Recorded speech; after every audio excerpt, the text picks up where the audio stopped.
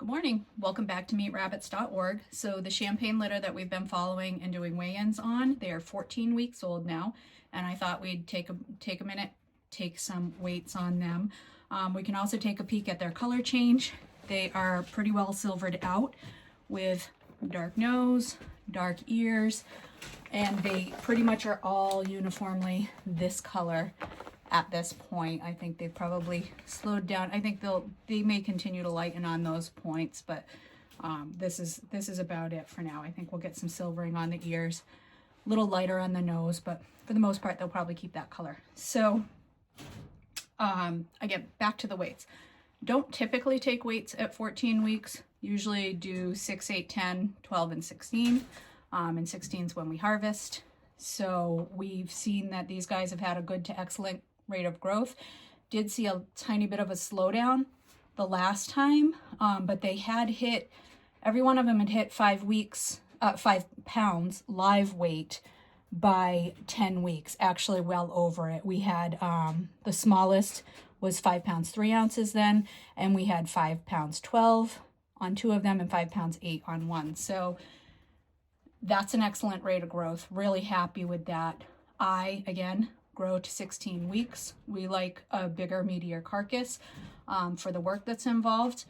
We like to get more out of it. You know, it's the same process whether the animal is 5 pounds or whether it is 7 or 8 pounds. I do think we're seeing a little bit of a slowdown on the growth curve, but I'm not really surprised on that because the conventional wisdom is that your most efficient point is 5 pounds by like 10 to 12 weeks. And again, we did that even earlier, at least a week earlier on these guys. So that's fryer size. And if you're harvesting, then these guys would have been excellent. They're still growing, but you know, I'm not surprised that that rate is a little bit slower now.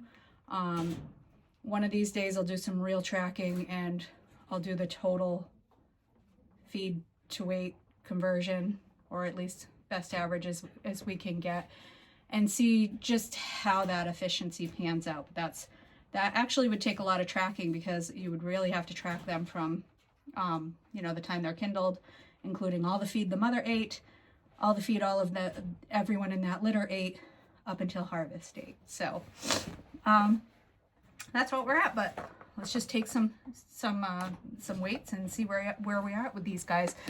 So this is G8, the doe. Now last time her and the smallest, they were pretty much neck and neck. So she's typically been about the second to the smallest, and today she is 7 pounds 1 ounce.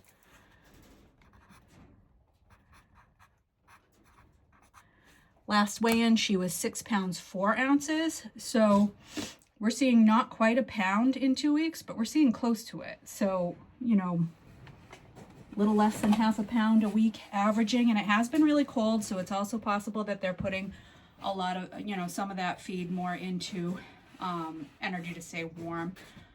I'm not disappointed that it's been cold because I know those of you who have been watching along know that I really hate that up and down where we've had 60 and then teens or single digits, and that's just no good for anybody. So I've actually been happier being in the teens and 20s than I have with that kind of fluctuation. So that's her. Happy with that. The weight chart that we typically follow does not give an estimate for 14 weeks. It jumps right to 16 weeks. So on that chart, a good rate of growth would be 7 pounds by 16 weeks. She's already there. Excellent rate of growth at 16 weeks would be 7.5. So if we can split the difference, I think it's fair to say that these guys are probably in the excellent range for 14 weeks. Again, you know, we kind of got to split the difference a little there because I'm doing quick reference, quick math, and that's what we got.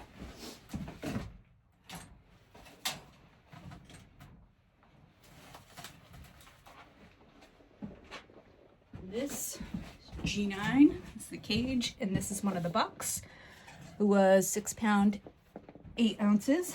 That was last weigh-in, and is 7.3 now. Looks like our battery's getting a little low because of the cold, so hopefully we can get through these last two, but maybe not. So what have we got? An 8, 9, 10, 11 ounce gain there.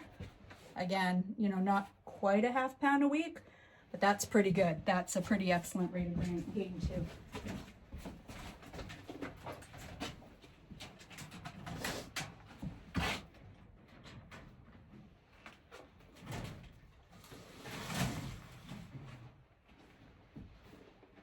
This is our other buck.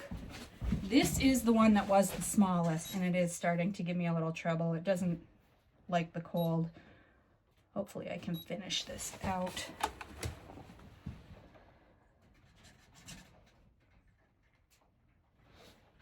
Yeah, we're not.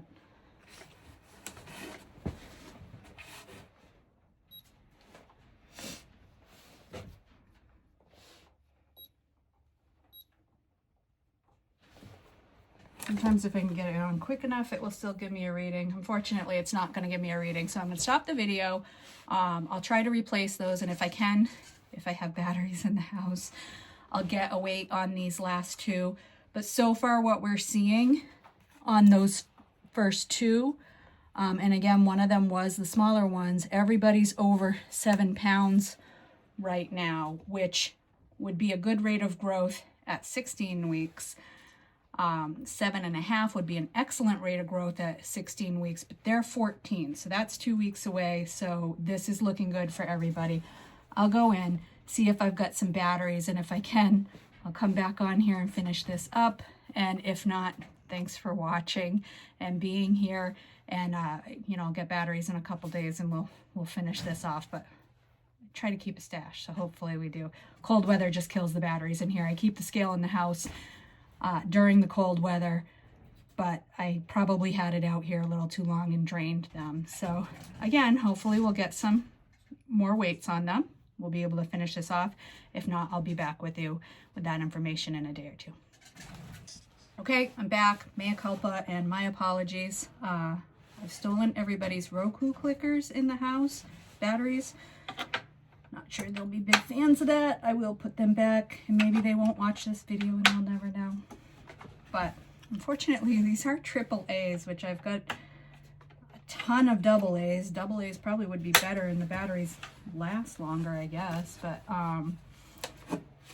so seems to be, oddly enough, the most popular battery size in the household. So that despite the fact that I have a 16 pack of double A's, that's not doing me any good. Stole the Roku clicker batteries. So, okay, let's see, we'll zero this out. Looks like we're in business, at least if we're quick. So we'll go back. This is G11, our other buck.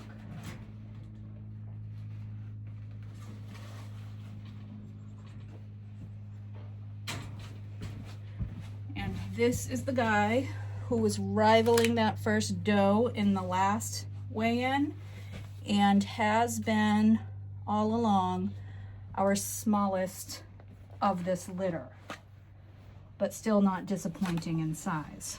So, and now we've got him up to 7 pounds 1 ounce.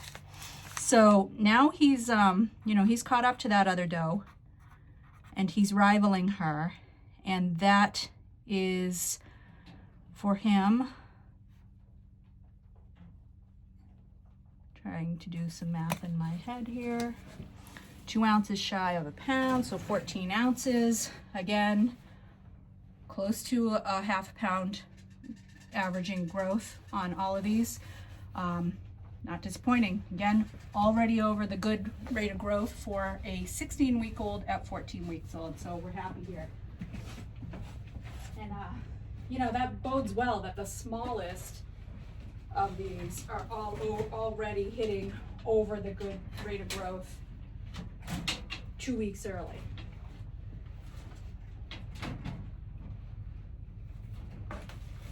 Now this last one is cage G12. She is the other doe. She is the one who has been largest all along, and she is the one that I've talked about holding back as a potential breeder, especially as coverage while I get Peony and Rose up to snuff, in case, you know, one of them doesn't actually make the cut. I think Peony will be okay. I'm hopeful for Rose.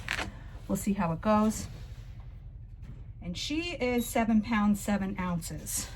So that would be an excellent rate of growth if she were 16 weeks old. And again, she's 14.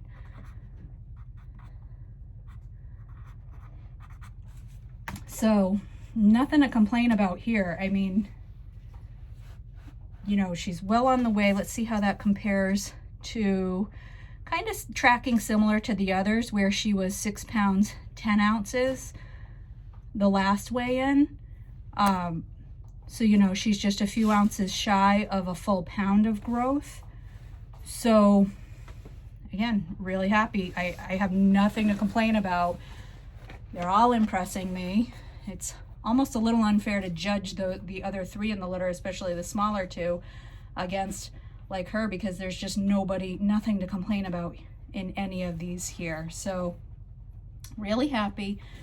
Like I said, my plan is at this point to keep her back as a potential breeder and not harvest her as a grow out. The fate of those other 3, I've had a couple of inquiries for breeders, and I think that they're showing that they have excellent potential. So it might be something I offer, or it might just be something that in 2 weeks we decide to harvest. So that's our weigh-in on our Champagne d'Argents at 14 weeks. I have to say, except for the issues that I'm having with breeding with Peony and Rose, which we have to take with a grain of salt, so far this breed for me, I'm really happy with them. The growth rates are not like anything else I've had here between the New Zealand's and the Californians. And when I say take with a grain of salt the breeding issues with Peony and Rose, the reason I say that is that they're still young does. I do follow the 3 strikes rule, and we are nowhere close to 3 strikes with them yet. And also the time of year, it's mid-January now, but the last breeding issues were in December, and that is our lowest daylight time of year. It's kind of a difficult time of year to breed anyway. I actually went through a lot of my bookkeeping the other day and kind of started to see some patterns, and one of the patterns I had was that late fall, that December breeding is historically kind of tricky. And then January, we have some really good litters, January, February, coming out of the breedings that time of year. So hopefully they'll, they'll get their legs under them and get going. We had great fall offs. I've got some videos that are going to be posted on that. I just took a day and I bred everybody that was open with one exception, and that's because I had just weaned her litter, trying to get everybody back on track, keep their body weights down via breeding, do what they do best and keep them bred frequently. And that breeding day, it was a great day to breed. Everybody got fall offs, multiple fall offs, so I'm really hopeful for them coming up. But that's our update on these guys now. Thanks for being here. Come on over to meetrabbits.org if you want any other information that you're not finding here. A lot of times the topics that I'm discussing on here, most of the time we have an accompanying article, and a lot of times because I maybe forget a thing or two, you'll probably find more in-depth information even in the articles. So thanks for being here. Appreciate all the support and comments, and keep it coming.